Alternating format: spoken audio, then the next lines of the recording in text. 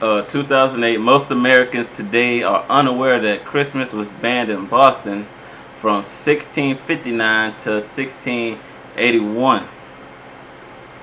That's a long time, but a short time. It should still be banned today. They should put your ass to death.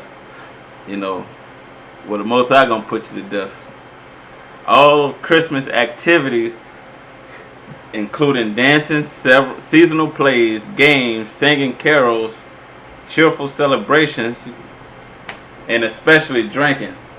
You know, I heard they used to be out there during that day. They used to have yes, a video on YouTube where they go into that put Christmas banned in America. During the video, they said motherfuckers used to have open sex in this damn street. You know, and then there's Christmas caroling, singing carols. When was that? Last night? It was like a day ago, man. I'm up in where the fuck was I? I was in Walmart or somewhere. I walk in there to get something to drink. The fucking music is they playing some damn Christmas music. They playing it loud, blasting. Man, I wanted to shoot the damn speakers out of the damn ceiling. But anyway, you know, it says especially drinking were banned by the Puritans, dominated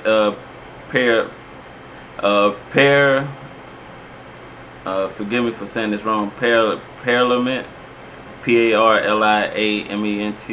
of England in 1644. With the Puritans of New England following suit, Christmas was outlawed in Boston, and the Plymouth colony made celebrating Christmas a criminal offense, according to Once Upon a Gospel, 23rd publications of 2008. That's another book. Christmas trees and decorations were considered to be unholy pagan rituals, and the Puritans also banned traditional Christmas foods such as meats, pies, and puddings. Puritan laws required that stores and businesses remain open all day on Christmas, and town I guess carriers, they ain't say carriers.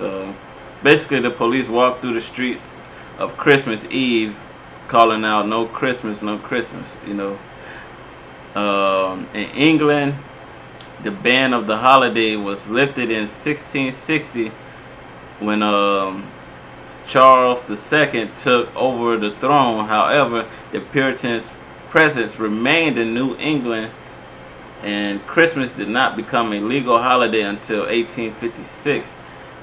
Even then, some schools continued to hold classes on December 25th until 1870. You know, so you know they had pushed that vibration out there not to celebrate it, even though you know the law was lifted. Motherfuckers was still trying not to do it. You know what I'm saying? But now, you know, everybody doing it. You know. And they got you Israelites out there doing it. Although the change was gradual, people began to once again embrace the holiday until Christmas as we know it today, complete with mistletoe, eggnogging, and candy canes, was celebrated throughout the American colonies. You know, and that whole thing with the mistletoe, that's like some type of that's some demonic shit too. They say, I think I read somewhere where they said it was like, so I never actually seen a mistletoe, but it says it'd be like white berries on it, and they said that was supposed to represent the sperm of Nimrod, and basically if the woman came up under there while you was under there, she was supposed to get seduced by the spirit to have sex with you. You know, that's why they always say you stand on mistletoe, the woman gotta kiss them. You know what I'm saying? You got motherfuckers, as soon as they walk through the door, you know what I'm saying, yo, you under the mistletoe. You know what I'm saying? Motherfuckers be kissing and shit. They be kissing complete fucking strangers. You know what I'm saying? And your woman should be with that shit. You know what I'm saying? That demonic spirit actually is pushed out there, even though it seemed like, you know, oh, this is a, you know, it's a plastic one. The ritual is still taking that. You know what I'm saying? Even though you may not know the truth behind it, you know, you think it's just something fun.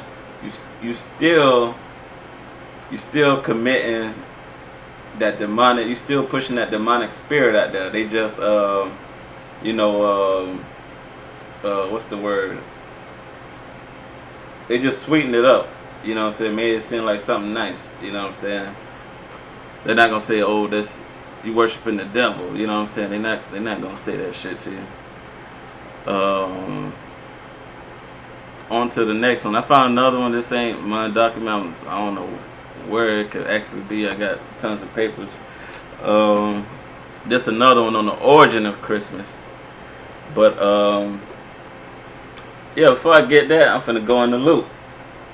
Let's get something out of loop.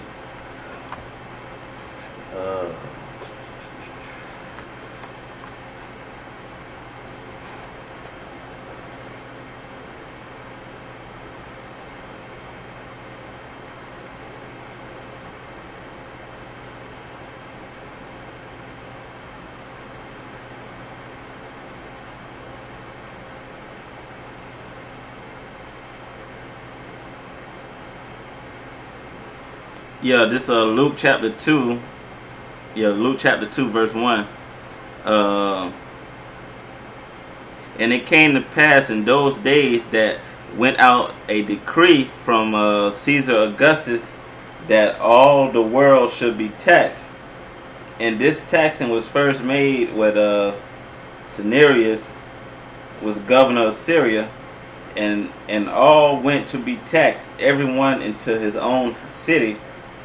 And Joseph also went up from Galilee out of the city of Nazareth into Judea unto the city of David, which is called Bethlehem, because he was also of the lineage of King David. You know, that goes into the birth of Yahushua, which I do that. I got the sit downs, but I do them again. I put them up again. To be taxed with Mary, his espoused wife, being great with child. And so it was that while they were there, the days were accomplished that she should be delivered. And she brought forth her firstborn son and wrapped him in swaddling clothes and laid him in a manger, because there was no room for them in the inn. So basically, basically it was like a hotel that they were trying to get to. You know what I'm saying? When they went down there, cause they had to pay them taxes, cause they were taxing the Israelites at the time.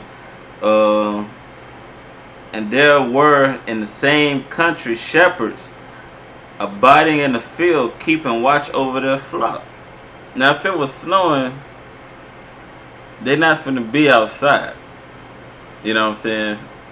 And then they wouldn't have got into a motherfucker. They would have found somewhere to go before they went to a manger, you know. Yeah, and if you keep reading it, says the Lord angel came upon them, and the glory of the Lord shone around about them, and they were so afraid. I mean, you keep reading, it goes into her purification and stuff. If you read that, and Luke, it tells the genealogy of Mary, you know, her side of the family, and then in Matthew's Joseph, his side of the family, you know. And if you read the two, if you know who the promise came through, you'll know that Yahushua was not a who you call Jesus Christ. It was not a immaculate conception. You know what I'm saying? Which that shit goes back to the Babylonian customs. You can get the book called the Two Babylons is in there. But basically the story goes, Nimrod died. He died, and his spirit went to the sun. He's supposed to be the god, so the rays came back down on Isis, and she was pregnant. She got pregnant.